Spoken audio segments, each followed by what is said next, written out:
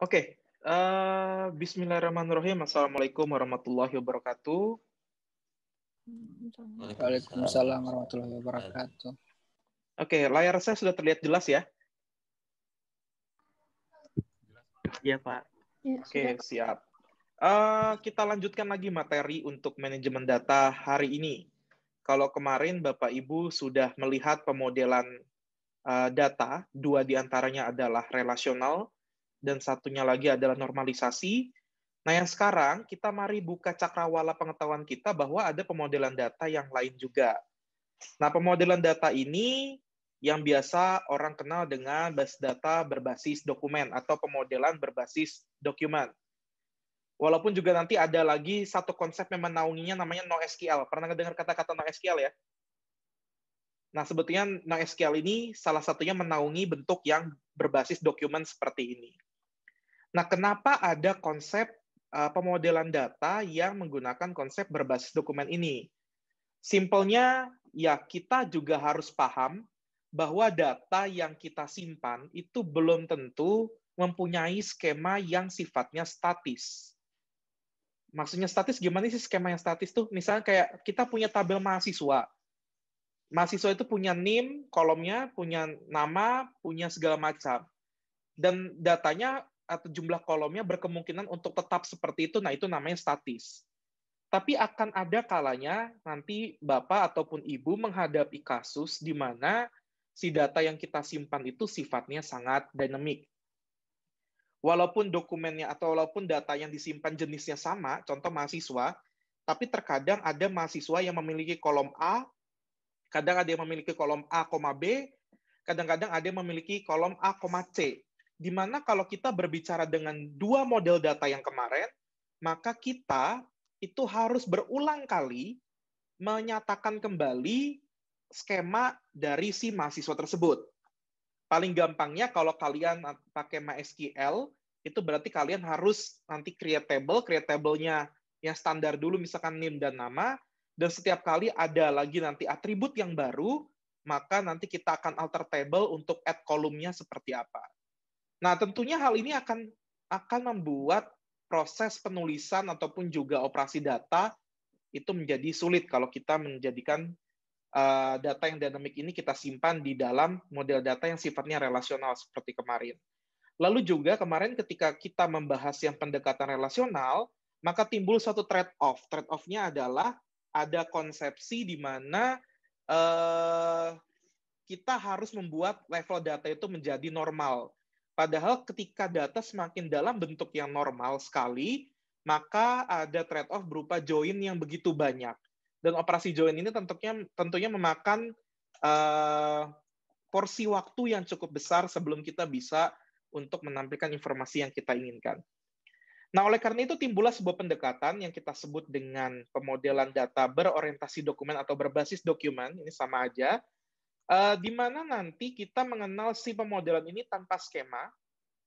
Jadi kita tidak pedulikan skemanya seperti apa, kita bisa simpan data asalkan masih berada di konsepsi data yang sama, kemudian juga nanti kita bisa menggunakan fitur-fitur yang ada di dalam si orientasi dokumen ini.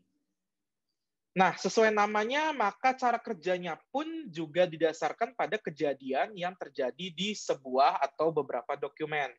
Anggap ini adalah surat masuk yang Bapak Ibu terima.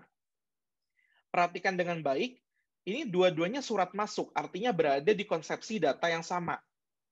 Ada di konseptual data yang sama, yaitu data surat masuk. Tapi ketika kita lihat di sini, ternyata untuk bagian header dari si suratnya, itu punya field yang berbeda-beda. Dan tentunya ada field yang ada di satu surat, tapi tidak ada di surat lain, begitupun sebaliknya. Atau bahkan uniknya adalah ada jumlah field yang berbeda. Field di sini atribut ya, kolom. Kalau kita bayangkan dia tabel tuh, ada kolom yang berbeda antara surat yang satu dengan surat yang lainnya. Tapi, marilah kita sepakat dulu bahwa dua dokumen ini sama. Samanya apa? Ya karena mereka berdua adalah surat masuk. Ibaratnya kita mau menyimpan dia di tabel surat masuk. Atau kalau dalam kondisi manualnya kita simpan dalam dokumen dokumen folder itu apa ya? Map ya. Map yang sama yaitu surat masuk. Nah, dengan konsepsi seperti itu, maka kita harus bicara tidak lagi menggunakan konsep data relasional, tapi kita menggunakan konsep data yang berorientasi dokumen. Bedanya apa sih? Bedanya simple. Kalau sebelah kiri ini adalah salah satu output yang dihasilkan ketika kita menggunakan pemodelan relasional, yaitu tabel. Tabel ada baris, ada kolom, baris itu record, kolom itu adalah atribut, seperti itu. Nah, tentunya ketika misalnya kita mau menambahkan data, misalkan ada nomor siswa 30, kursusnya dia bahasa Jepang, biayanya 60.000, tapi ternyata dia mau punya atribut yang ketiga, misalkan dia mengambil berapa lama. Nah, itu berarti kita harus tambah dulu satu kolomnya, kalau di relasional, betul ya? Sementara kalau kita pakai yang basis data berorientasi dokumen, kita nggak perlu untuk membuat skema ini menjadi berbeda lagi. Kita tinggal simpan. Nah, bentuk umumnya nanti kita bisa lihatnya seperti ini. Ini adalah ilustrasi basis data berorientasi dokumen. Nah, ini orang biasanya menyebut sebagai JSON, ya sah-sah saja karena memang mirip seperti JSON. Jadi kalau Bapak Ibu yang sudah pernah bermain web services, nah ini kan salah satu outputnya adalah bisa XML, bisa JSON. Nah, ini salah satu bentuknya mirip seperti JSON. Walaupun nanti di DBMS yang kita gunakan, di MongoDB, kita menyebut ini bukan sebagai JSON, tapi sebagai BSON, atau yang JSON yang sifatnya binary, seperti itu. Kelihatan bedanya ya di sini. Tentunya kalau kita berbicara relasional juga, kita berbicara sesuatu yang normal, sementara kalau Bapak Ibu lihat di sini, ini ada konsepsi yang tidak normalnya, di mana capcay goreng di sini mempunyai 3 bahan, ayam, sapi, dan seafood. Padahal kalau kita berbicara ini dalam konsepsi data yang sifatnya relasional, maka tentunya pilihan bahan ini akan dipecah menjadi tabel tersendiri. Karena kan ini nggak normal ya. Berarti nanti ada nama makanan capcay goreng butuhnya ayam. Namanya capcay goreng butuhnya sapi, dan nama capcay goreng membutuhkan seafood. Ada di tabel yang lain. Seperti itu. Misalnya tabel bahan. Atau tabel kebutuhan bahan. Seperti itu. Yang nanti saling berelasi antara tabel makanan dengan tabel kebutuhan bahannya. Seperti itu. Nah, tapi ketika kita menggunakan yang basis data berorientasi dokumen, maka kita bisa melakukannya seperti ini. Kita simpan saja si bahan-bahannya dalam bentuk array. Ayam, sapi, dan seafood. Tentunya ini akan mengoptimalisasi atau mengoptimasi dari sisi penulisan. Jadi kita nggak perlu menulis di 2 tabel, tapi kita cukup tulis di dalam 1 tabel. Membacanya pun sama, kita cukup baca dari 1 buah tabel. Nah, ini kita sebut sebagai 1 buah tabel, walaupun nanti ada istilahnya. Nah, apa aja istilahnya? Ini istilahnya. Jadi istilah-istilah yang ada di dalam basis data berorientasi dokumen adalah yang pertama database. Database masih sama, yaitu database. Kemudian tabel yang bisa kita sebut dengan tabel itu kita sebut dengan collection nanti di orientasi dokumen. Kemudian ada field, kita sebut masih juga dengan field. Lalu record itu, 1 record berarti 1 baris data, itu kita sebut dengan 1 dokumen. Nah, apa sih keuntungannya? Keuntungannya simple, kita bisa menjaga kedinamisan data yang tadi saya sebutkan. Contoh, saya punya buku 1 Harry Potter J.K. Rowling, ya saya bisa simpan seperti ini, tapi di buku kedua ternyata saya punya informasi yang lebih komplit. Ternyata di situ ada penerbitnya, dan penerbitnya adalah Gramedia. Saya bisa buat seperti ini. Ini di dalam 1 collection, atau tadi collection itu adalah tabel, berarti dalam 1 tabel yang sama. Kita nggak perlu untuk mengubah dulu skema tabelnya, tapi kita bisa langsung simpan seperti ini. Kemudian kalau kita bicara relasional, ini harusnya tidak normal. Kenapa? Harusnya penerbit itu dibuat menjadi 1 tabel tersendiri. Karena kenapa? Karena penerbit itu punya 2 atribut lagi, yaitu ide penerbit dan nama penerbit. Nah, tapi karena kita menggunakan konsep orientasi dokumen, di mana konsepsinya adalah denormalisasi, yaitu lebih baik mengembed dibandingkan kita memecah tabel, nah itu kita bisa satukan dalam 1 buah record seperti ini, atau kita tadi sebut recordnya dengan dokumen. Jadi 1 dokumen ditandai dengan tanda kurung kurawal buka dan kurung kurawal tutup. Berarti kalau seperti ini berarti ada dokumen di dalam dokumen. Nah, itu dimungkinkan. Nah, itu konsepnya namanya embedded. Nah, ini lebih jelasnya ini embedded dokumen. Jadi dokumen yang merah ini dokumen di dalam sebuah dokumen yang di luar ini, kurung kurawal buka dan kurung kurawal tutup. Nah, inilah yang memungkinkan terjadinya konsep denormalisasi. Lebih jelasnya lagi, bahkan kita bisa punya 2 subdokumen dalam sebuah dokumen. Contoh di sini ada dokumen kontak dan dokumen akses, nah itu berada di dalam dokumen seperti ini. Ini sumbernya dari MongoDB Documentation, bisa Bapak Ibu lihat nanti. Dan juga untuk model datanya, selain embedded, model data di dalam orientasi dokumen ada yang kita sebut juga dengan references. Mungkin ini yang lebih familiar dengan Bapak Ibu ya, karena Bapak Ibu mengira ini pasti adalah foreign key dan primary key. Hati-hati, di dalam konsep orientasi dokumen, itu tidak ada dikenal dengan istilah foreign key. Jadi sebetulnya user ID di sini kita harus ketikan objek ID yang sama dengan yang diacunya. Jadi ini cuma mengacu kepada suatu hal yang ada di dokumen lain. Beda dengan konsep foreign key. Kalau dengan konsep foreign key, kita bisa sebutkan saja misalnya user ID, kita ambil dari objek ID yang ini.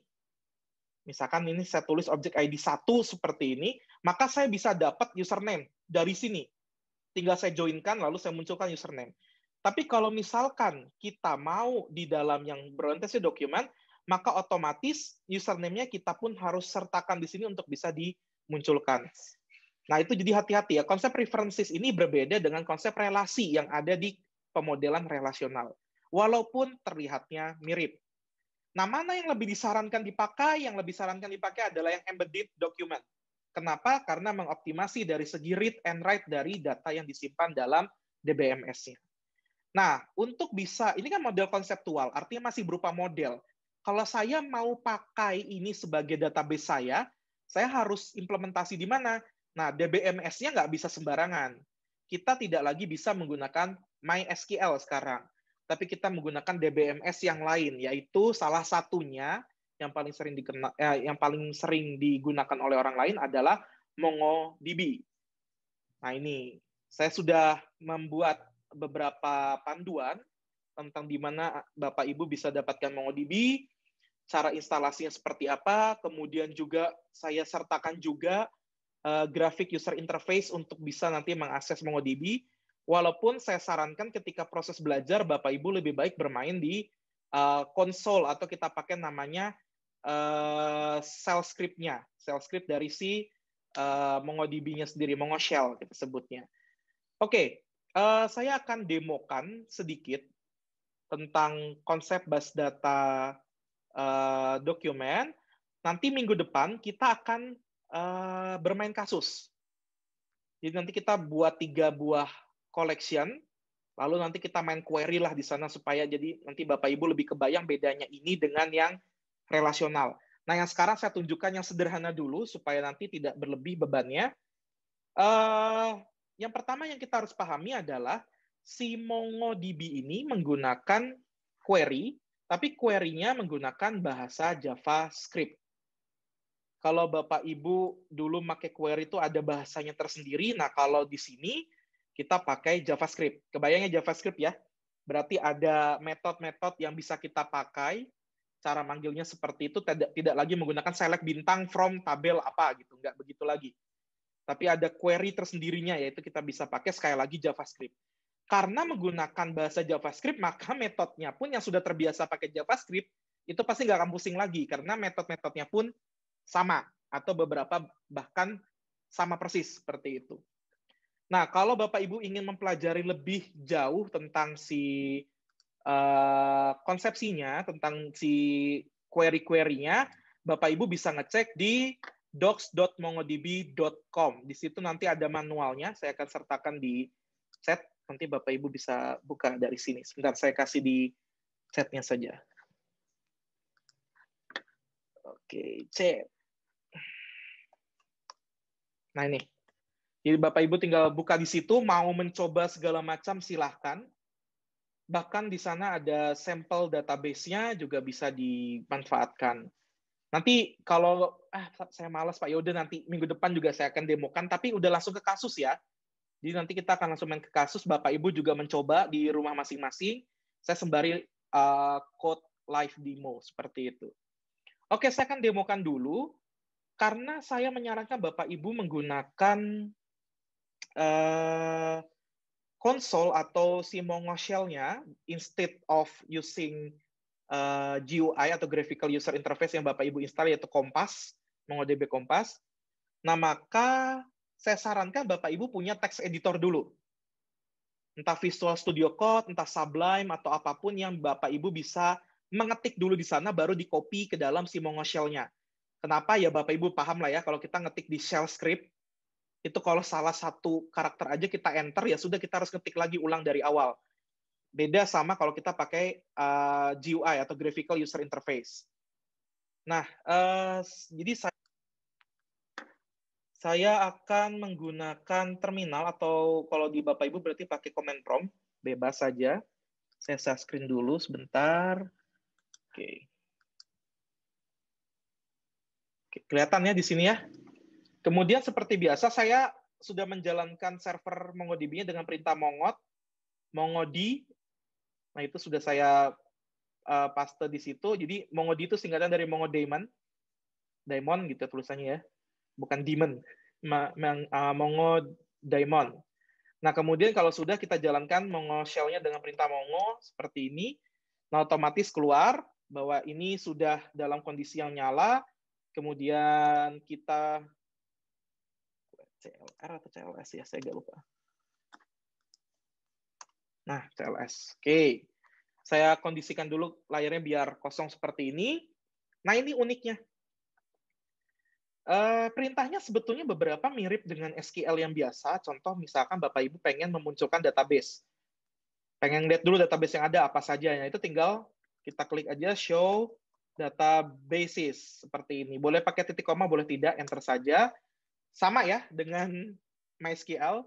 Atau kita bisa pakai yang perintah bawaannya yaitu show DBS. Ini juga sama aja. Jadi bisa disingkat karena sekali lagi ini kita using JavaScript seperti itu. Kalau sudah kan Bapak Ibu biasanya create table dulu atau create database dulu ya. Di create database apa? Nah, kalau di sini nggak perlu. Kalau di sini kita langsung saja bisa langsung perintahnya use. Jadi sama use, misalkan kita pengen bikin database namanya akademik. Misal saya pengen bikin database akademik, saya enter, itu otomatis si database akademiknya di-create. Tapi di-create ini hanya secara logik, tidak disimpan secara fisikal. Maksudnya apa? Ya, si lingkungan MongoDB mengenali bahwa ada database akademik, tapi database akademik ini belum akan disimpan secara permanen karena dianggap belum ada isinya. Dan MongoDB itu tidak akan menyimpan segala sesuatu yang tidak ada isinya. Seperti itu. Buktinya apa ya? Tinggal kita show DBS lagi kan? Tinggal show databases lagi, enter, dan ini belum ada. Jadi use akademik, walaupun di sini sudah dibilang bahwa ada DB akademik, tapi secara fisik belum ada. Kapan si database ini akan dianggap ada atau disimpan? Ketika si database-nya sudah punya satu collection minimal. Ya berarti collection ini adalah tabel. Jangan bingung lagi ya, collection itu padanannya adalah tabel. Oke, nanti kalau ada pertanyaan boleh dipotong ya. Silakan saja, karena saya sedang tidak melihat kolom chat soalnya. Kemudian kalau sudah, biasanya Bapak Ibu kalau udah create database, Bapak Ibu akan create tabelnya. Create tabelnya, lalu sebutkan ini tipenya apa, primary key atau tidak. Nah, kalau di sini tidak. Kita bisa pakai perintah db, titik, nama collection-nya atau nama tabelnya, misalkan mahasiswa, titik, insert. Ada perintahnya ada 3, ada insert, atau insert one,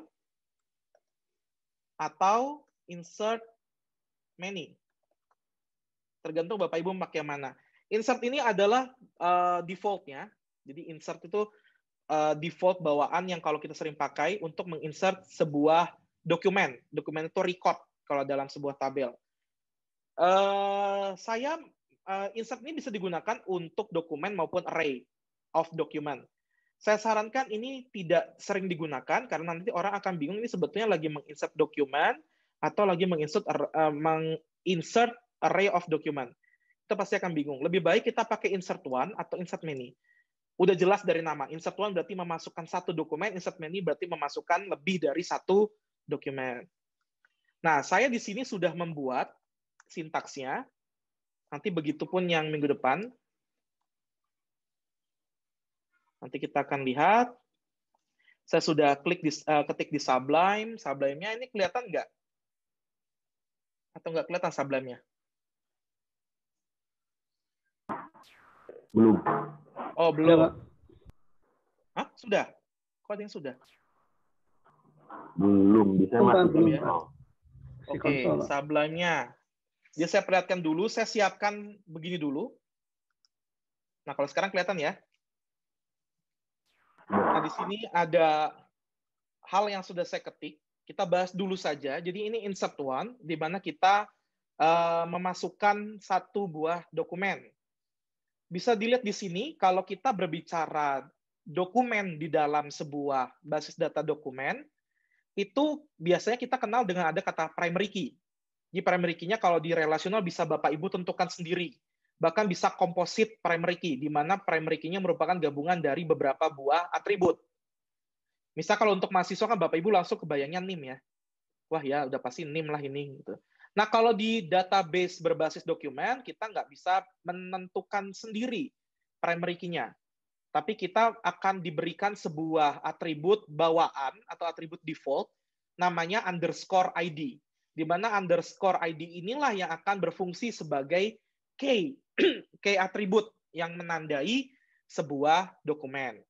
Nah, ID di sini bisa saja diisi langsung seperti ini, artinya kita menentukan custom value, misalkan NIM-nya 10104007 misalnya seperti itu bisa dengan cara seperti ini, kita isikan, atau bisa saja kita menggunakan bukan auto increment, tapi mirip seperti auto increment di MySQL, artinya kita nggak isi, tapi nanti akan diisi dengan random value. Nah, kita bisa diisi nantinya dengan random value dengan cara kita tidak perlu menyebutkan underscore ID-nya. Seperti itu. Nah, kemudian di sini saya bilang namanya kita isi Budi. Seperti itu. Konsepsinya mirip seperti ini. Ini jangan bingung lagi ya Bapak Ibu, ini metode nih, insert one ini metode berarti ada kurung buka, kurung tutup. Lalu apa yang diinsert kan dokumen. Dokumen ditandai dengan tanda kurung kurawal buka dan kurung kurawal tutup. Artinya inilah isi dokumennya. Jadi nggak usah bingung lagi. Format standarnya, kalau saya boleh ketik di sini, db titik nama collection. Ini kalau formattingnya ya, titik, di sini insert one. Kemudian kurung buka, dokumennya apa? Itu aja dulu. Boleh pakai boleh pakai titik koma atau boleh tidak, seperti itu. Nah, di sini dokumennya apa? Jadi ini insert one sebuah metode, ini yang ditandai dengan kurung buka dan kurung tutup, di tengah-tengahnya ada dokumennya apa. Jadi nggak usah bingung ya ngelihatnya. Cuman kalau di sini saya ketik supaya rapi, saya kasih entering dan tab di situ. Nah, kalau sudah seperti ini tinggal di-copy saja, masukkan ke terminal atau command prompt, tergantung Bapak Ibu pakai OS-nya apa. Kalau sudah, kita klik enter. Kalau keluar pemberitahuan bahwa acknowledge true dan insert ID 1, berarti kan insert ID-nya tadi kita gunakan 1, berarti data yang kita simpan itu sudah tersimpan. Mari kita cek dulu, apakah benar sekarang database akademik itu tersimpan. Ya, kita tinggal pakai show DBS lagi. Maaf Pak Adam, boleh dilihat konsolnya? Oh iya ya, lupa ya, saya share-nya masih ke Sublime-nya, sorry. Nah ini, kita sekarang ya. Jadi kalau nanti muncul acknowledge true seperti ini dan insert ID 1 berarti insert ID-nya belum tentu 1, tergantung nanti ID kita gunain ID yang mana. Nah, itu berarti sudah tersimpan, sudah benar.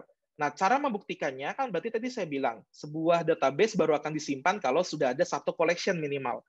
Nah, itu kita cek di sini show DBS, ternyata sekarang database akademik sudah ada di sini. Nah, itu enaknya kalau kita pakai si MongoDB yang menggunakan konsep orientasi dokumen. Oke, untuk insert one ada pertanyaan dulu sebelum kita masuk ke insert many. Ya, mau tanya dulu. Saya coba boleh, lihat kalian di konsolnya Kompas. Saya acknowledge-nya itu 1 bukan true. Kira-kira apa ya? Insert ID-nya betul. Nggak masalah. Ya, nggak masalah, tergantung versi MongoDB-nya, Pak. Ini MongoDB-nya saya pakai yang paling baru. Dia acknowledge-nya true. Yang penting sudah dianggap benar. Dan kalau Bapak cek nanti ada. Oke, terima kasih. Jadi nggak masalah sih. Nggak harus selalu tampilannya begitu. Nah, untuk membuktikan apakah benar data yang kita simpan tadi sudah ada di dalam si collection akademik atau tabel mahasiswa tadi, ya kita tinggal perintahnya sama, db titik nama tabelnya atau nama collection-nya adalah nama mahasiswa, titik find. Kurung buka, kurung tutup. Nah, tapi kalau find saja itu bisa tampilannya kurang rapi. Kita bisa tambahkan .pretty. Pretty ini biar mempercantik si tampilannya. Enter. Nah, ini bukti bahwa data yang tadi kita simpan itu sudah masuk. Kelihatan ya jadinya? Oke. Nah, enaknya lagi, tadi kan saya bilang bahwa kita menggunakan database yang schemaless atau tidak mempunyai skema. Artinya kita tidak sangat bergantung kepada bentuk dari struktur tabelnya atau struktur collection-nya. Anggap saya ingin memasukkan mahasiswa, tapi mahasiswa yang pertama ini, yang berikutnya, saya share dulu aja deh Sublime-nya. Nah, mahasiswa yang pertama ini saya masukkan dia punya jenis kelamin. Sementara mahasiswa yang kedua yang baru saya punya umur di sini.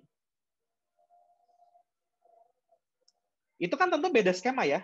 Kalau kita bicara MySQL berarti kita harus alter table dulu. Kita tambahin kolom jenis kelamin dan kita tambahin kolom umur. Nah, kalau di sini kita nggak perlu, langsung saja. Ya karena ada dua data yang mau masuk, saya pakainya bukan insert one, tapi insert many.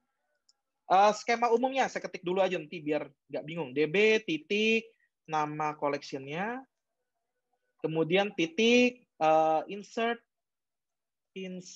many, kemudian seperti itu diikuti dengan tanda array karena kan lebih dari satu ya. Lebih dari satu itu berarti array dia. Di dalam si array ini nanti ada dokumen. Nah, seperti ini.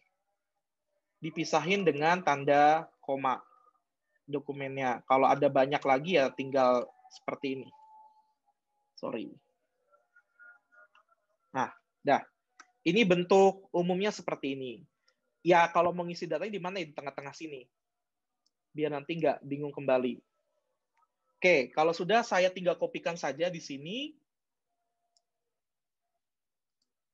Lalu saya ubah dulu share screen-nya ke terminal. Kemudian saya paste di sini. Saya oke. Kemudian saya enter saja.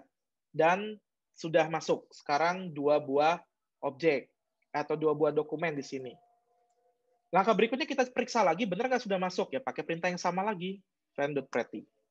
Nah ini sudah ada 3 data. Ada si Budi, si Ani, dan Fikri. Uniknya, si Fikri itu punya objek ID yang random. Kenapa tadi di perintahnya, kalau kita lihat di sini, di perintahnya, saya membuat ID-nya bukan saya yang input. Jadi saya nggak custom nilainya.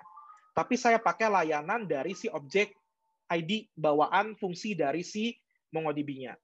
Atau sebetulnya kalau mau kita dapat random value seperti ini, kita bisa saja tidak menggunakan perintah ini. Jadi ID-nya nggak perlu ada, dihapus saja. Cukup nama, umur. Selesai, nanti nyimpannya pun sama. Objek ID-nya akan muncul sendiri secara otomatis. Ini layaknya kalau Bapak Ibu menggunakan auto increment di MySQL. Cuma kalau auto increment kan bilangannya integer ya. Integer yang sifatnya naik gitu. 1, 2, 3, 4, 5, dan seterusnya gitu. Kalau ini tidak, dia random value. Seperti itu. Oke. Lebih uniknya lagi, saya pengen memasukkan yang data yang ketiga. Data yang ketiga, saya share lagi si Sublime-nya. Nah, di sini, data yang ketiganya, saya pengen punya si mahasiswa tersebut hobi, dan hobinya bisa lebih dari 1. Kalau ada konsep lebih dari 1, berarti mau nggak mau kita pakai array. Jadi hobi, titik 2, array. Array itu ditandai dengan kurung kotak buka dan kurung kotak tutup dipisah dengan koma. Nggak usah bingung lagi, ini mah array biasa. Yang bisa saya isi berenang dan membaca. Ini jelas strukturnya beda lagi kan? Mahasiswa pertama hanya ID dengan nama, mahasiswa kedua ada ID, nama, dan jenis kelamin, mahasiswa ketiga ada ID, nama, dan umur. Di mahasiswa keempat beda lagi.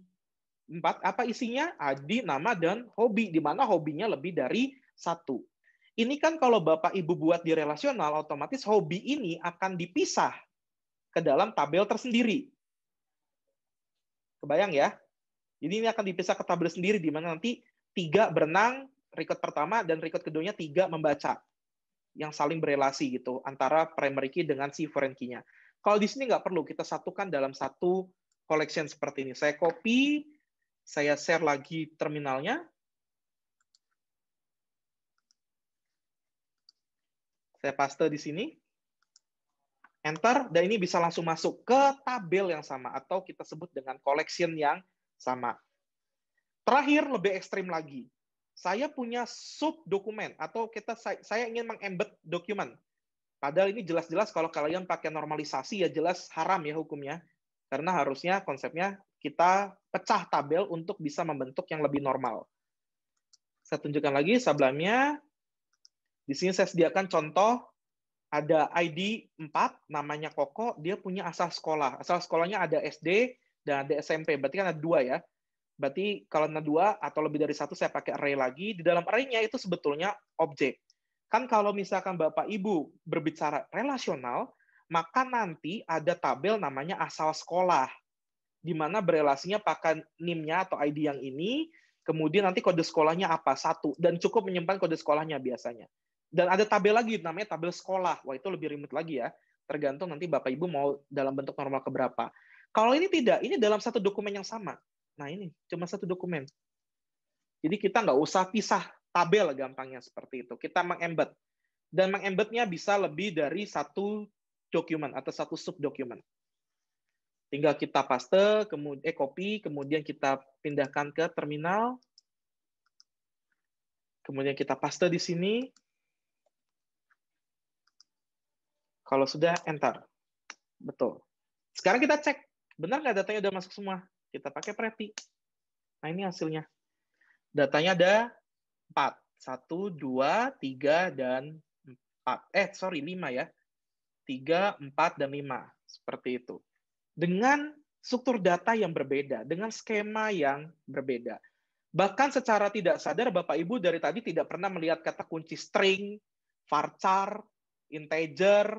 Jadi kita tidak perlu menentukan tipe datanya. Bisa nggak kita menentukan tipe datanya? Bisa dong. Tadi kan saya juga sudah mencontohkan satu di antaranya, yaitu kalau kita pengen si kondisinya, angkanya kita simpan dalam bentuk integer. Jadi angka kalau dalam MongoDB disimpan default-nya adalah dalam bentuk double. Double itu berarti pecahan ya. Jadi kayak float, double, atau kalian di algoritma nyebutnya dengan bilangan real, seperti itu. Nah, itu default-nya. Kalau kita pengen nyimpen yang saya nggak mau double mah ukurannya terlalu besar. Ya, kita bisa bilang bahwa tipe datanya kita ubah ke integer saja. Bisa tidak tiba-tiba umurnya saya ubah jadi string? Bisa. Misalkan tiba-tiba mahasiswa kelima nanti, atau mahasiswa ke-6, umurnya dia bentuknya string. Itu bisa otomatis disimpan. Itu uniknya karena kita berbicara schemaless. Artinya tidak menggunakan skema yang terlalu statik seperti itu.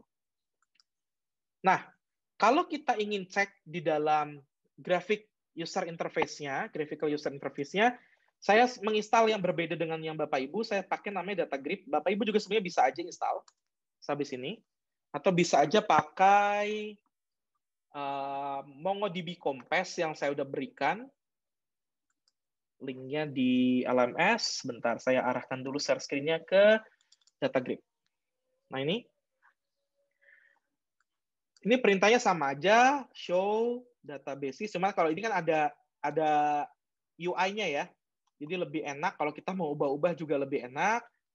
Nah, kita tinggal running aja, nanti di bawahnya muncul. Ini harus sabar sedikit kalau di sini.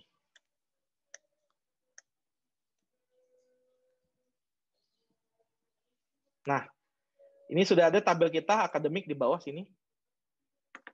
Ini aja sih enaknya kalau pakai graphical user interface atau GUI ya. Cuma memang kalau untuk belajar memang lebih kerasa kalau kita pakai shell script seperti itu. Kemudian tadi kita pengen munculkan misalkan db.mahasiswa.find. Saya pengen munculkan. Nah, enaknya kalau di graphical user interface kita bisa melihat dalam bentuk tabular. Tabular itu berarti tabel lah, ada kolom dan ada baris. Wait, find db.mahasiswa. Oh, sorry. Use dulu. Use akademik dulu seperti biasa sama. Jangan sampai lupa. Kemudian kalau sudah baru saya db.mahasiswa.find. Kalau sudah. Nah, ini tampilannya kalau kita lihat dalam bentuk tabel ya begini, rapi kan sebetulnya. Dan enaknya lagi kita bisa lihat di sini bahwa ada record atau dokumen ya. Ini satu record itu berarti satu baris atau kita sebut dengan satu dokumen. Ada satu dokumen yang punya umur, ada yang enggak, dan itu memorinya tersimpan tergantung dari apa yang ada dan apa yang tidak ada. Tentunya lebih hemat. Dan juga kita menyimpannya dalam satu tabel. Ini kan dalam satu tabel nih. Bahkan yang biasanya tabelnya kita pisah, yang ini, malah kita sekarang satukan. Seperti itu. Ini kan bentuknya tidak normal ya. Tapi sekarang bisa kita simpan dalam satu buah tabel. Nah, inilah konsep dari basis data berorientasi dokumen. Saya rasa Bapak Ibu sudah hatam kalau yang bicara relasional, ya marilah kita buka pengetahuan baru, ada model data yang seperti ini. Itu sebetulnya penjelasan yang ingin saya bawa hari ini. Bapak mau pakai yang GUI, nggak masalah, nggak usah takut, karena memang tidak sebuah keharusan kita menggunakan Mongo Shell, atau saya lebih mudahnya, saya lebih senang pakai shell script, ya mangga. Saya tidak menghalangi Bapak Ibu mau pakai yang mana. MySQL pun kan juga punya graphical user interface ya. Bapak Ibu bisa pakai MySQL Workbench atau pakai SQL Yoke yang berbayar, atau pakai apapun yang Bapak Ibu bisa gunakan seperti itu. Atau pakai paling amannya PHP-MyAdmin ya, kalau MySQL biasanya biar gratis dan udah otomatis terintegrasi dengan XMPP seperti itu web servernya. Oke, kita sekarang masuk ke jawab dulu pertanyaan yang di LMS. Oke, ada pertanyaan Pak? Silakan. Iya. Yang pertama untuk ID, yang tadi itu kan ada yang pakai tanda petik dan tidak pakai tanda petik. Nanti ketika di search atau di query atau di sort, apakah akan berpengaruh yang tanda petik? Pengaruhnya gini, karena kan tipe datanya pasti akan dianggap sebagai varian ya, tipe datanya kalau kita akses di dalam JavaScript. Ya konsekuensinya ya kita tinggal lihat aja konsekuensi apa yang terjadi di dalam tipe data varian. Itu aja sih.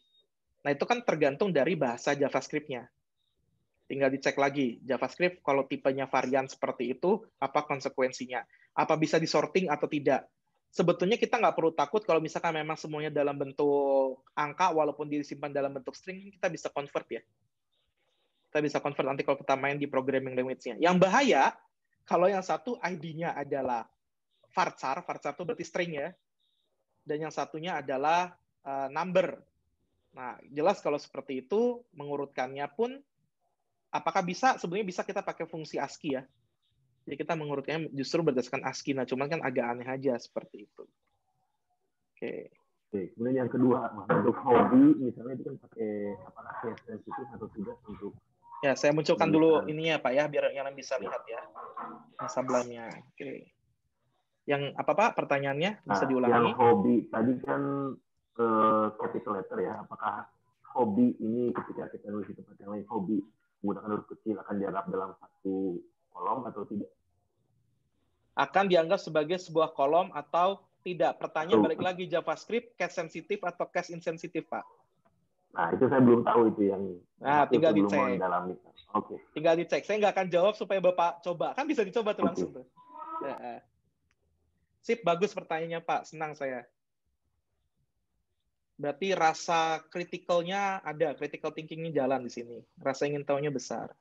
Sip, bagus. Senang saya pertanyaannya. Mangga, yang lain pertanyaan? Atau saya lanjutkan dulu ke LMS untuk menjawab pertanyaan yang sudah masuk? LMS dulu aja ya. Saya buka LMS-nya dulu.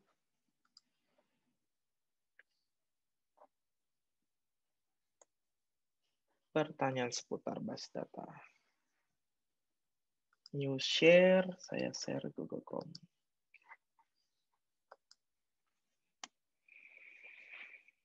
Oke. Di beberapa sumber saya baca, perusahaan medsos seperti Facebook, Twitter, dan perusahaan e-commerce seperti eBay dan Amazon menggunakan NoSQL. Mengapa perbankan tidak menggunakan NoSQL? Apa memang tidak dianjurkan? Nah, ini konsepnya. Perbankan itu banyak menggunakan model data transaksional dan ACID. ACID itu model data transaksional memang tentunya. Nah, ada hukumnya. Misalkan kalau ada record yang lagi diakses, dia harus di-lock. Kalau misalkan nanti ada orang lain yang mau mengakses, berarti nggak bisa kalau dalam kondisi terlock. Itu kan sebetulnya model-model transaksional seperti itu lebih powerful kalau kita pakai yang relasional. Sementara karena kita menggunakannya orientasi dokumen itu tidak mendukung konsep transaksional, yang otomatis perbankan jadi nggak bisa pakai. Itu simpelnya.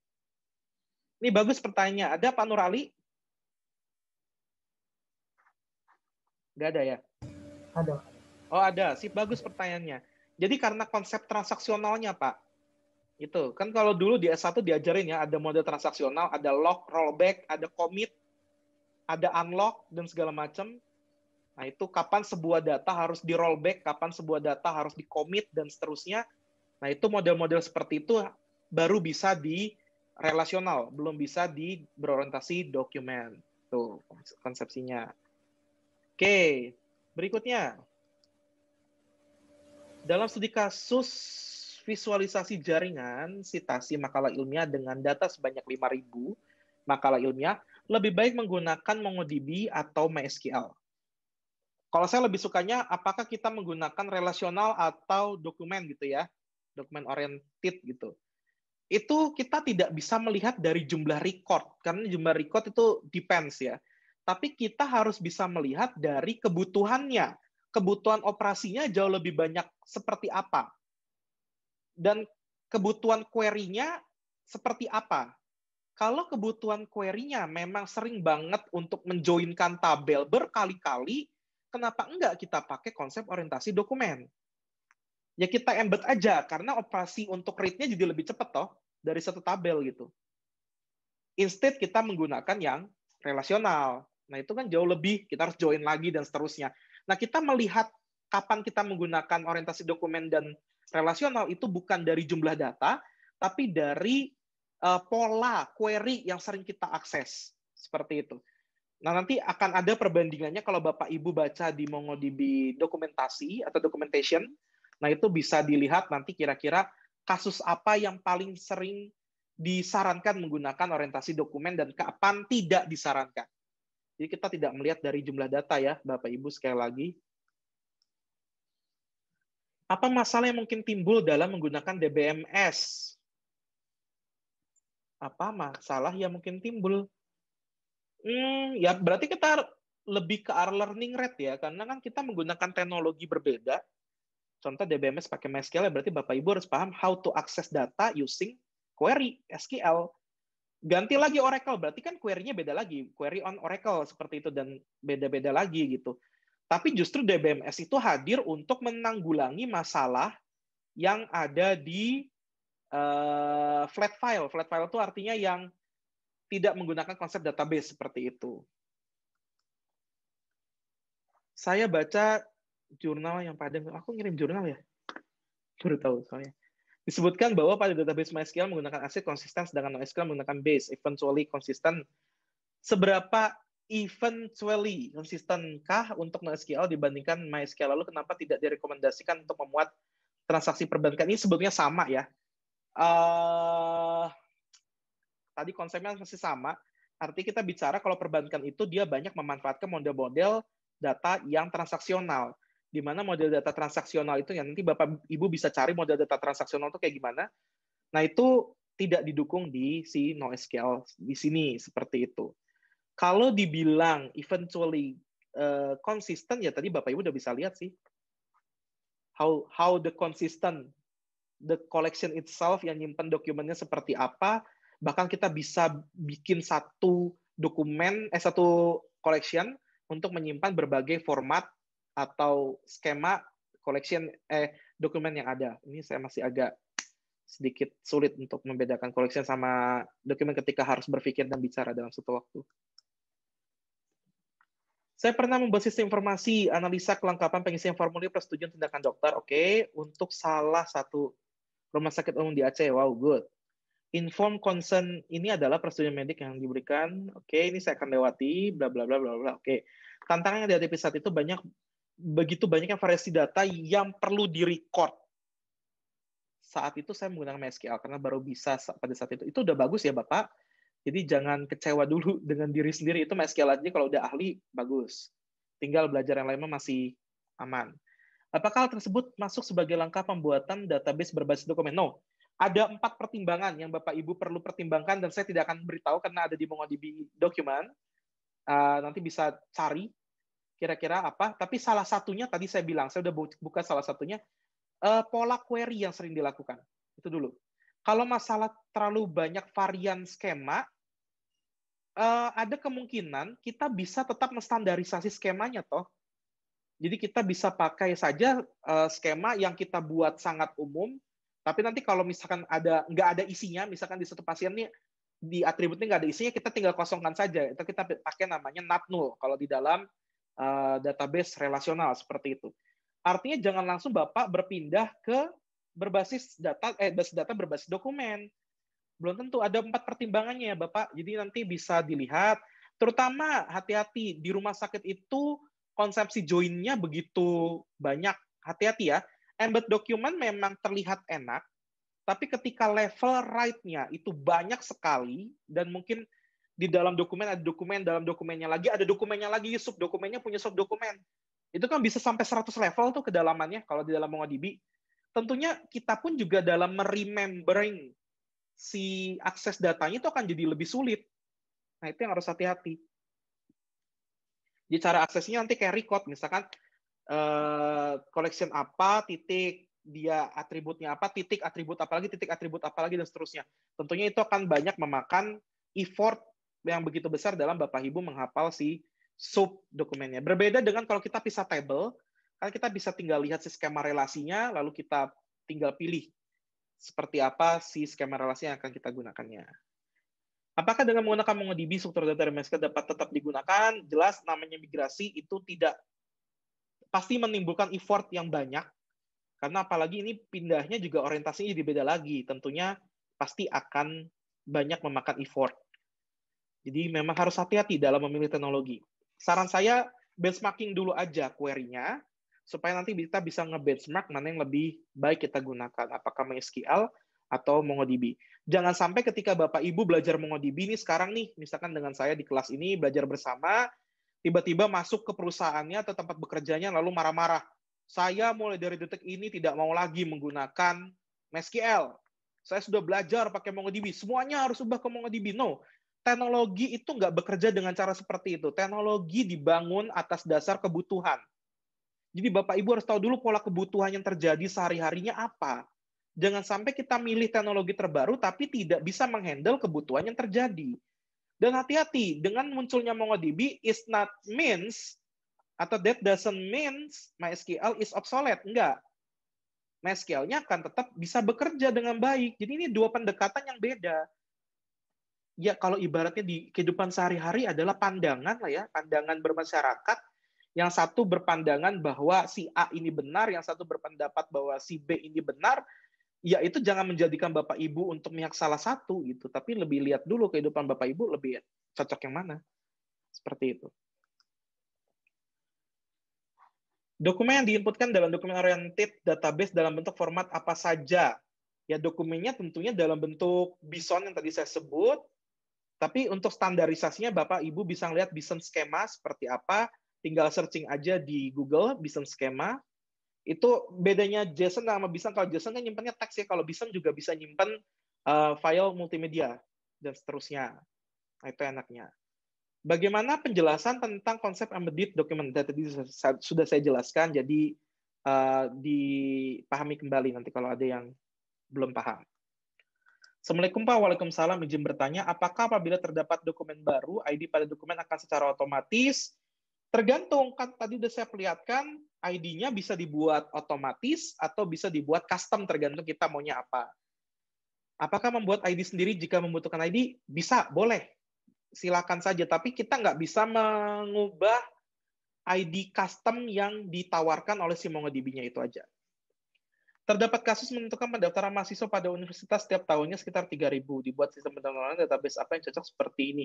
Nah, ini sama jawaban saya. Silakan dibaca 4 pertimbangan yang harus dijadikan dasar sebelum Bapak Ibu migrasi ke orientasi dokumen. Seperti itu.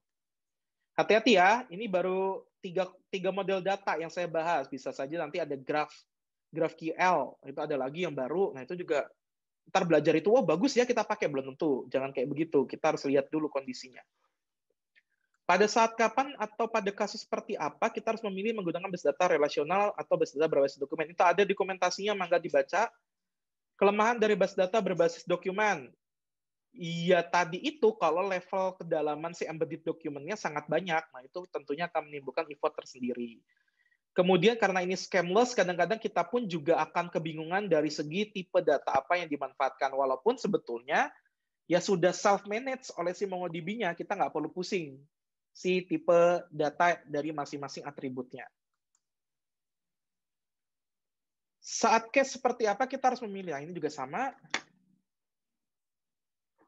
Ketika sebuah sistem sudah memiliki database fisik dengan menggunakan pemodelan data relasional ya, bukan rasional ya, relasional karena data yang terus bertumbuh.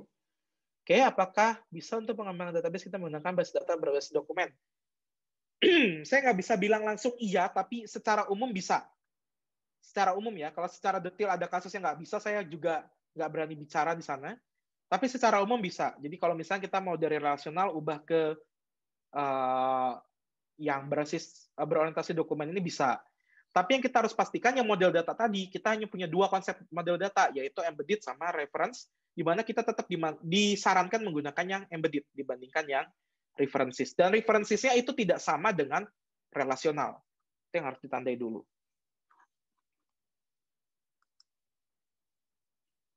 Oke, sudah selesai. Oke, ada pertanyaan yang lainnya, Bapak Ibu, silahkan. Boleh bertanya, Pak? Boleh, silahkan. Kan ketika kita membangun sebuah pemodelan dokumen, Pak, apakah perlu ada standarisasi dari skemanya atau tidak? Soalnya kan semakin dinamis sebuah data, maka semakin sulit dikonsumsi. Ya karena memang si orientasi dokumen ini schemaless, ya artinya tidak perlu standarisasi berupa skemanya. Tapi kita punya standarisasi yang kita harus pakai, yaitu standarisasi bentuk BISON. Si JSON-nya ya, JSON-nya si MongoDB kan kita sebut dengan BISON, BSON. Seperti itu. Nah, itu ada standarisasinya. Jadi ada standar yang ditinggalkan dan ada standar yang kita harus pakai. Seperti itu. Tapi apakah kita harus, misalnya mau ada standar nih, berapa embed dokumen yang diperbolehkan kedalamannya nggak ada. Tapi maksimum 100 di MongoDB. Itu aja sih. Oke, bagus pertanyaannya. Ada lagi? Yang lain, silakan.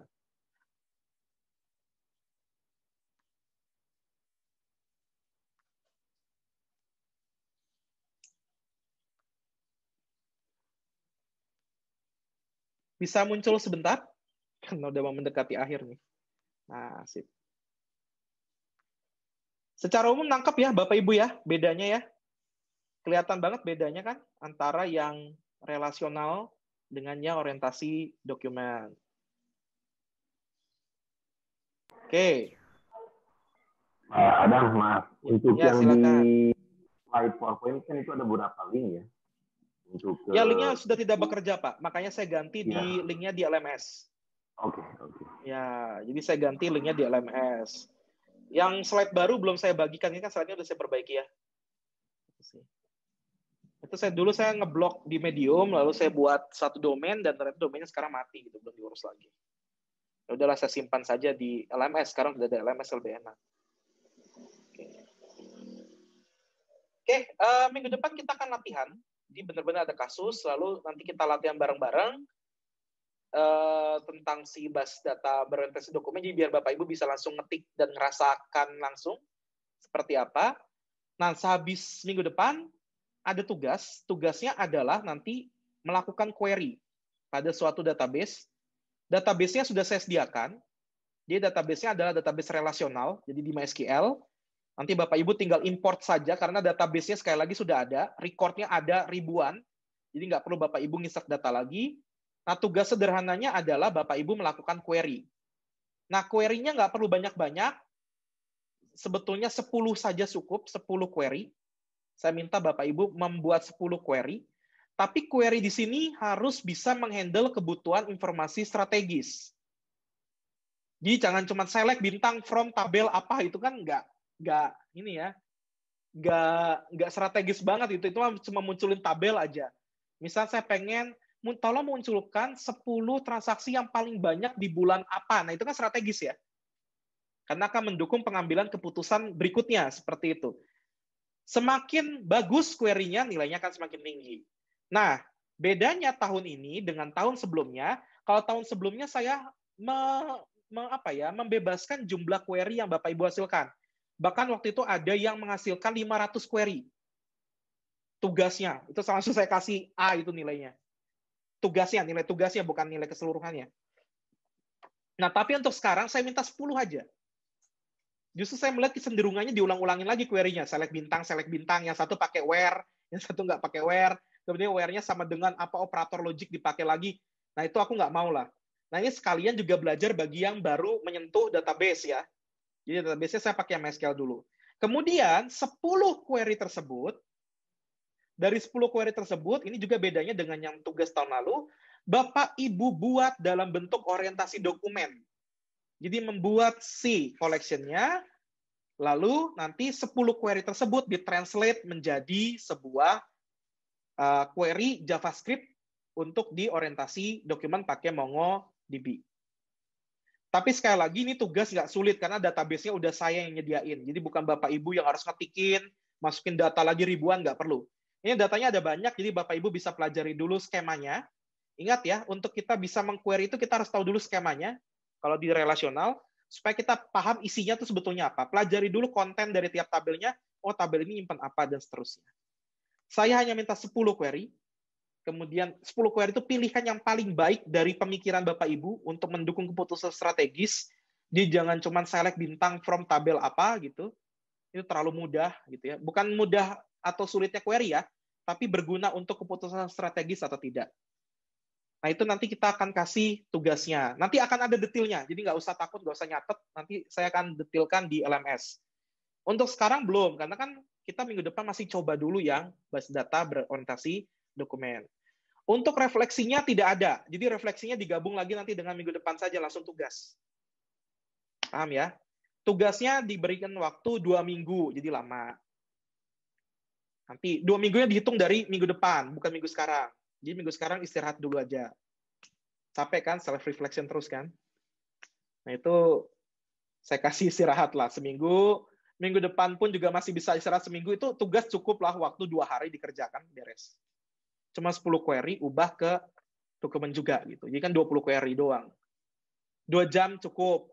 Tapi kan kalau kita belum coba dulu yang orientasi dokumennya dengan lebih prepare, jadi lebih sulit nantinya. Nah, nanti minggu depan Bapak Ibu bebas, boleh pakai Mongo Shell atau bisa pakai graphical user interface yang Bapak Ibu suka. Untuk source code-nya nanti saya akan bagikan dulu mungkin ya. Jadi nanti Bapak Ibu tinggal copy paste. Cuma nanti saya minta Bapak Ibu bercerita kira-kira query itu untuk apa dari hasilnya. Jadi kita jalanin nih. Nanti kan keluar hasil. Nanti Bapak Ibu cerita, oh ternyata query ini itu untuk apa. Paham ya? Oke, sip. Ada pertanyaan? Tanya lagi. Oke. Oh, boleh. Untuk query ke berbasis dokumen ini berarti kan nanti kita harus run di Mongo ya?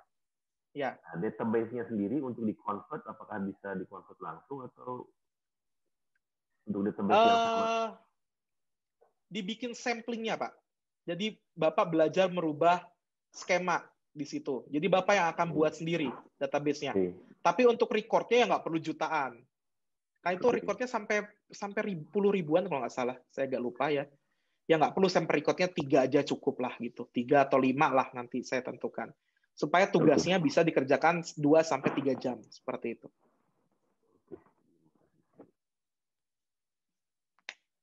Oke, ada lagi?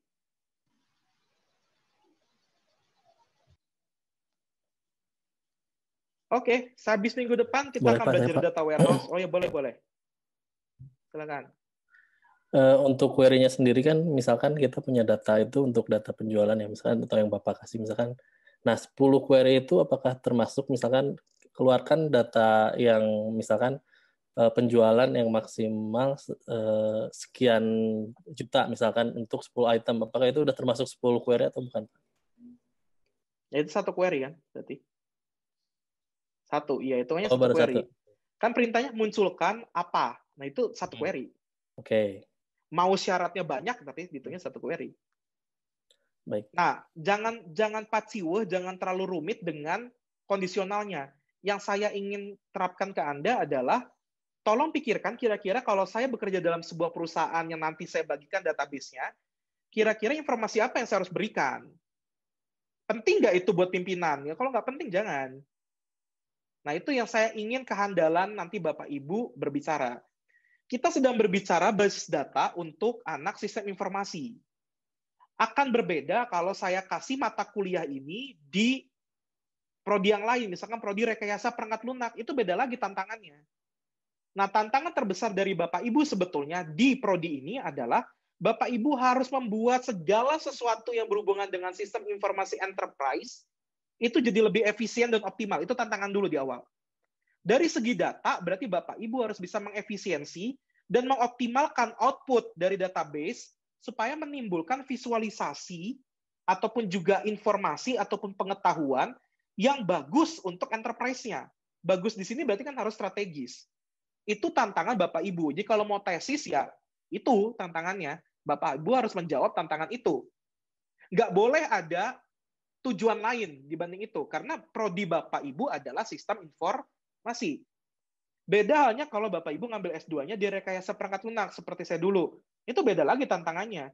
Walaupun saya bicara data, tapi data ini saya bahas sebagai salah satu bagian dari perangkat lunak. Dalam satu bagian SDLC, Software Development Lifecycle, waterfall lah. Kalau dulu Bapak Ibu mandangnya waterfall tahunya gitu ya. Atau Scrum lah kalau sekarang gitu. Nah, saya harus bisa bahas secara itu gitu. Kalau dalam ilmu komputer atau computer science, beda lagi tantangannya. Mungkin yang saya tantang adalah, ini kalau jutaan record seperti ini, untuk bisa mengoptimasi query-nya seperti apa? Nah, itu tantangannya. Dia akan bikin cluster database, segala macam, infrastruktur komputer yang baik, dan seterusnya. Kalau untuk teknologi informasi, tantangannya beda lagi. Kan itu 4 ranah di informatik ya. Dan Bapak Ibu hanya ngambil sistem informasi, dan itu hanya salah satu. Nah, jadi tolong dipahami sekarang, semakin tinggi kita mengambil sebuah studi, contoh Bapak Ibu sekarang S2, nanti mau S3 terserah gitu ya. Nah, Bapak Ibu akan jauh lebih spesifik. Bahasa awamnya atau bahasa bagusnya adalah Bapak Ibu akan semakin bodoh yang lain, tapi makin pintar di satu titik gitu loh. Ibarat ilmu tuh kerucut atau piramid. Waktu S1 tuh besar banget, tapi Bapak Ibu tuh sebenarnya nggak ngerti apa-apa, cuma ngerti aja kulit luarnya. S2 naik dikit, makin namanya piramid kan makin atas makin condong begitu ya. Ya makin sempit yang kita ketahui, tapi masih agak lebar. S3 itu puncaknya. Ya jadi itu yang harus Bapak Ibu pegang. Dengan semakin tinggi studi Bapak Ibu, bukan makin pintar, makin bodoh. Justru kita studi S3, S2 ini sebetulnya untuk menyadarkan bahwa kita itu nothing. Nah itu aja sih. Semakin kita tahu diri bahwa kita tuh bukan apa-apa, makin kita mawas diri. Jadi kalau ngomong, ya harus pakai data, dicari dulu datanya, nggak langsung jeblak di sosial media. Ya. Kemudian kalau ada temannya hoax, diketawain aja, udah nggak usah ikut disebar itu. Anggap aja ketawaan-ketawaan. Jangan nanti udah S2 di grup keluarga yang bikin ribut Bapak Ibu gitu. Kan grup yang ingin paling Bapak Ibu live kan sekarang grup keluarga kan? Saya tanya, bener kan? Cuman nggak berani kan? Ya udah gitu loh. Jadi jangan kita tuh semakin banyak tahu, justru kita semakin banyak sok tahu, enggak. Justru makin banyak tahu, kita tuh harus semakin banyak ya merenung bahwa kita tuh sebenarnya nggak tahu apa-apa. Semakin nggak tahu apa-apa, makin takut kalau untuk menjawab pertanyaan. Nah, oleh karena itu, kitalah yang bertugas untuk mendalami satu hal. Satu hal aja, tapi kita tahu apapun yang ada di hal tersebut. Itu aja. Jadi kalau misalnya nanti Bapak Ibu S3-nya ngambil tentang optimasi query nih misalnya, tapi dibahas benar-benar optimasi query-nya, ya Bapak Ibu nggak akan bagus secara pemodelan data. Misalnya Bapak Ibu tahu lah pemodelan data itu ada banyak, gitu, tapi mungkin nggak up to date. Gitu. Tapi apapun yang ditanya orang tentang optimasi query, Bapak Ibu bisa jawab macam-macam di situ. Nah itu enaknya. Oke, kalau tidak ada pertanyaan lagi, terima kasih banyak Bapak Ibu. Kuliah sama saya mah cukup lah, nggak usah lama-lama. Iya, tinggal dibuka saja LMS-nya. Untuk minggu depan belum ada materi, karena kan nanti kita akan coba bersama ya. Jadi kan nggak akan saya langsung kasih kodenya, nanti kalau udah dikasih kodenya ya nggak rahasia lagi. Kita akan coba bareng, baru nanti akan saya upload di minggu depannya. Mangga dipelajari dulu, untuk kalau masih iseng-iseng pengen belajar, download aja MongoDB documentation, itu aja sih. Oke, terima kasih Bapak Ibu, sehat selalu. Mungkin mau tanya Pak. Oh ya, boleh, silakan. Enggak Pak, itu Suaranya nggak kedengeran Pak. Self-reflection saya kok nggak ini makan ya. Hah? Ada yang bisa bantu mengulang pertanyaan atau di chat aja Pak? Boleh Pak, di chat Pak. Oke. Saya baca chatnya.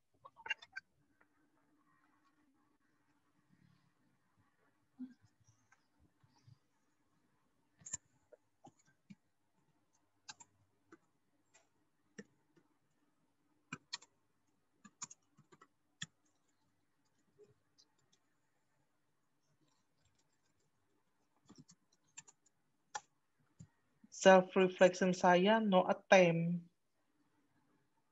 Wah, kok bisa? Sebentar ya, saya cek ya. No attempt. Yang lain bagaimana? Aman ya?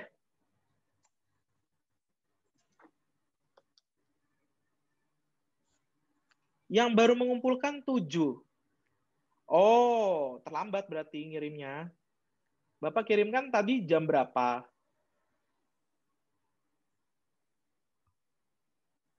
Soalnya saya batasi sampai jam 11 tadi. Di sini waktu tersisanya kesempatan sudah berakhir. Bapak namanya siapa tadi? Ibnu Hajar. Oke. Ibnu Hajar, kok nggak ada?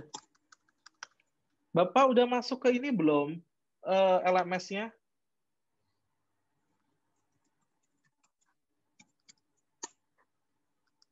Sudah enroll belum, Pak? Pertanyaan juga, thanks 0529 sudah, Pak. Agak aneh ya.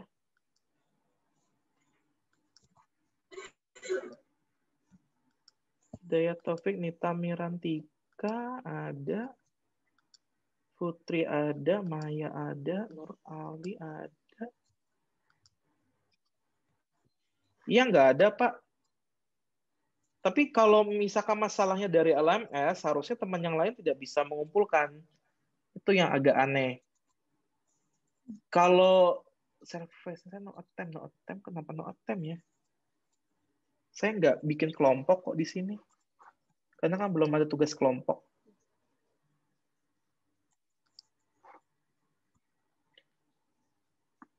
Coba aja kirim email ke lms@unicom. Ini saya ketik aja deh. Seharusnya nggak ada masalah. Oke, kalau ada di partisipan list mah harusnya aman tuh. Tinggal ngerjain atau enggak. Kalau nggak ngerjain memang nggak akan ada. Nah ini, kirim aja ke email ke situ. Kalau benar ngirim. Kecuali kalau misalnya pas ngirim internet mati ya, wis itu mah berarti nasib ya Pak. Cuman tenang aja kok ini tidak dinilai atau tidak ya? Harusnya enggak sih. Tugas ini tidak dinilai. Oke, tenang aja kalau nggak dinilai mah. Tapi pasti yang ngerjain tahu maknanya ya, data modeling. Kalau di big data kayak gimana tantangannya. Nah, itu asik sebenarnya buat tesis. Asik buat tesis. Ya. Tidak apa, soalnya saya juga belum sempat ngetik reflection. Ya iyalah. Oke, sebenarnya begitu. Ya tinggal diketik aja di situ. Kan itu langsung ngetiknya di text editor ya. Langsung di LMS-nya, nggak usah bikin file, jadi langsung ngetik di sana, langsung klik simpan pun juga sudah gitu. Aman. Lupa ngeklik simpan pun ke save otomatis kok itu mah. Itu enaknya kalau text editor di LMS-nya Unicom. Oke, kalau tidak ada pertanyaan lagi, terima kasih, sehat selalu, selamat malam minggu, assalamualaikum warahmatullahi wabarakatuh.